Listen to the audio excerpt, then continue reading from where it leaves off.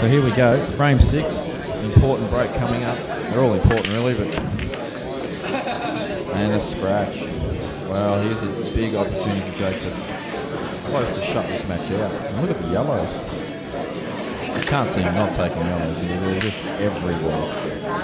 And as Benny was talking about before, this is one of those routes where there's just blinking balls everywhere. Not a lot of work to do with the white if you can just keep yourself little stun angles and things like that. Should be fairly straightforward. Most of you should probably see Jake move the white is the ball that's over the pocket in the bottom left-hand corner. Ronnie Colbert's just tried to wreck the place.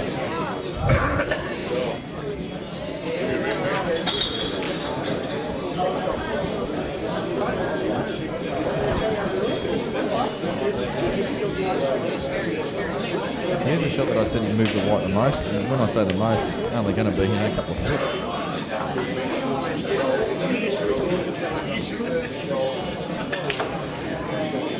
So ball in the middle now, so just let the white ball glide down for a choice of 2 to 3 balls. As you can see, he's got a choice of 2 balls in the middle and 1 down the bottom corner. And I'm sure he'll take the ball, one of the balls in the middle first. If he's got not much angle in this ball he's looking at now, which is the right of the 2, he'll take that. If he's got so much angle, he'll take the other one first and just get as reasonably as straight as he can on the other one. He's got an angle on both of them. Nice, and possibly run through and get on the ball in the middle, like at the bottom here.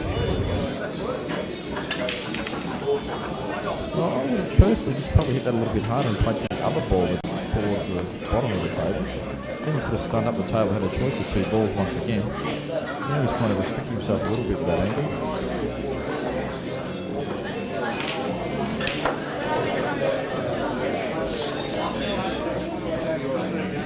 Shouldn't be a problem though. Well, he's found the gap beautifully there.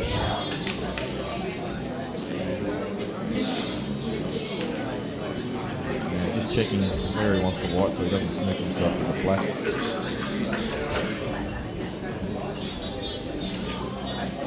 Deciding it doesn't like the angle, so he's going to play the score, and why not? He's got to negotiate the red, and he's done that, and that's a lovely shot. So a little run through now, just if you could actually, the white ball's actually off the rail a little bit, he just stun with this and play the black in the right corner, but now that he's got to that, well, I didn't even realise his angle was that good, that's just perfect. As always, Jake just lands fat. Look like the size of his head, very large. And very, very important out for Jake. Bad scratch has been judged and he's under the hammer now going through it too.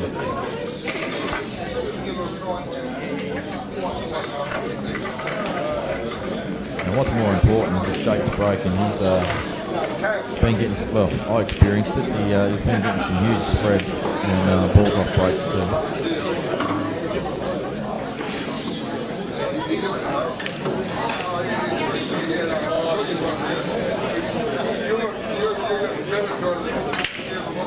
And he scratches, and I'll tell you what, if Benny was on this microphone at the moment, he would be yelling out spastic 100,000 times. Jake's actually showing a bit of emotion there as well, he's filthy. Ben Judge just looks at the table, he won't even hesitate, he will take the guys here, only just because of the control it's on off at the bottom right hand corner.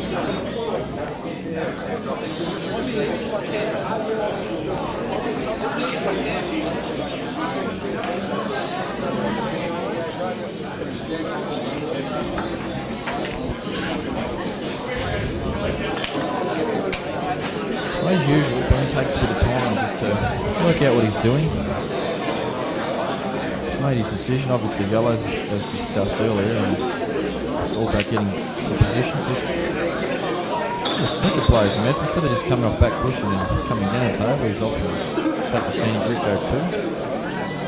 He's got a choice of 2 balls, the ball in the middle, or the one I believe he'll take is the one in the corner on the left hand side. He's going to play the plant instead. So basically, any option I give you out there, just find a different one and you'll be right.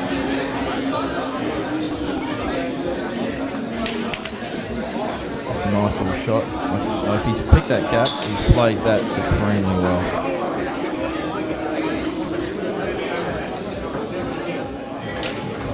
Hard to tell by, well, his facial expressions never change, which is a sign of a super player. Like, having said that, though, Mick Hill's got more facial expressions than you've ever seen, so.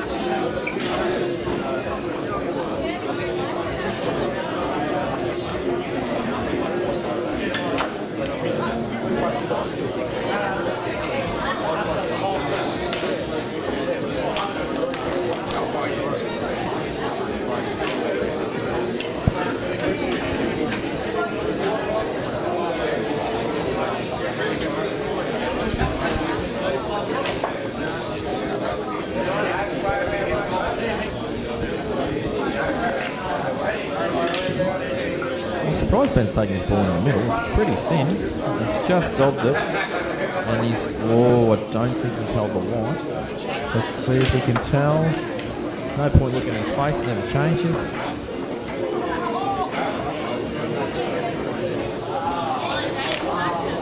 Can't tell if it's not. It kind of looks on.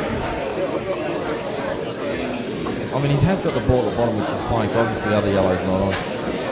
One good shot here. There's a fair bit of traffic in the way, and it's fairly reasonably thin. Just needs to play one, probably a good little cannon to help him here. Well, I'll tell you what, I know he hasn't played for that. That's a massive result. But he's still got the issue of transitioning to the black as well. Doesn't look like it's going to double, so he's got to somehow get across table off his ball. Not an easy shot. I think his best chance is to drop this in dead weight, play the yellow at the top right-hand corner and let the white ball travel off side cushion, and back down the table. No, he's trying to screw out. Well, I didn't agree with that shot. He's tried to manufacture something. Probably a little bit unlucky to land hard up on the ball like that. I mean, he could have got any other contact and would have had some type of shot at the yellow, so to be fair, he's probably a little bit unfortunate. But these are sort of things that happen in 8 ball when you try and develop balls, and when you possibly don't even need to, things can go wrong. So, total snooker, and well, it'd be interesting to see if Jake, provided Ben doesn't pop this, if Jake gets back to table, interesting if he actually attacks the balls, tries to go again, whether he just pops in a snooker to get his 2 shots with the play. I can tell you now, if Jake can pop the first ball, he's going to have a dip, because that yellow's dead as a doornail, and there's no way Jake won't have a dip here. Just one good opening pot, Jake will take these on for the match. Had that yellow been close to the pocket, you know, perhaps he'd be looking for a snooker. The white ball wouldn't actually be there either if they made contact. It would further up the table as well. So this is sort of like a shot to nothing. He's taking the red and going between 2 reds for a gap, just like so, and obviously gets the snooker if he misses, but he might have left the gap. He's just checking it now. I think he may be able to get through to this.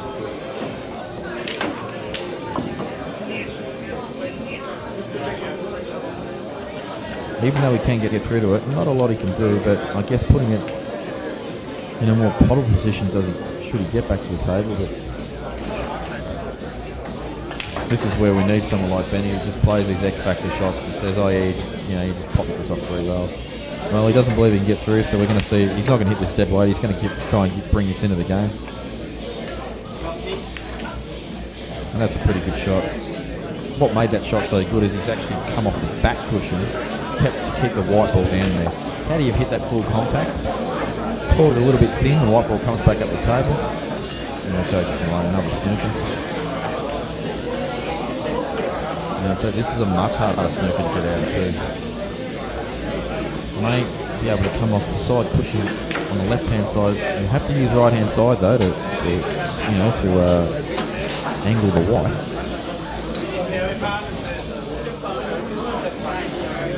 Definitely can't come off the right-hand side, I don't think. I think he was just checking to see whether he could get past the centre pocket. Had he been able to get past the centre pocket, then he probably would have been able to get out of the circle on the right-hand side. I don't believe it's on. And if Ben doesn't get out of this snooker, Jake will eat these balls up.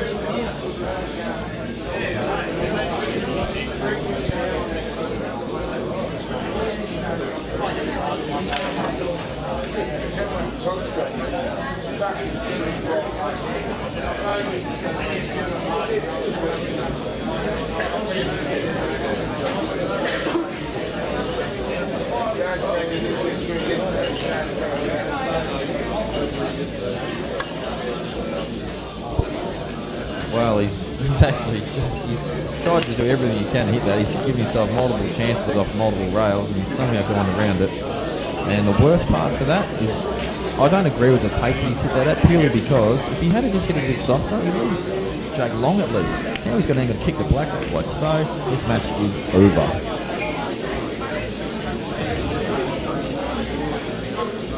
There is no way on earth Jake will miss this out with 2 shots.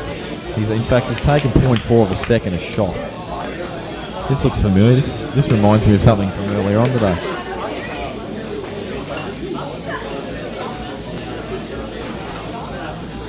Oh, look at it. He's actually took a breath there.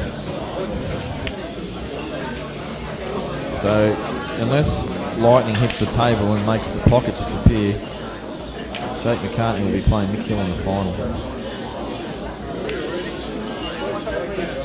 And in my eyes, pretty convincing win of 5-2 over Ben Judge. Well played, Jake. We'll be back very shortly. Obviously, there's got to be some, speeches and setups for the table and that sort of stuff before we get the final going. So we'll bring you that final very shortly.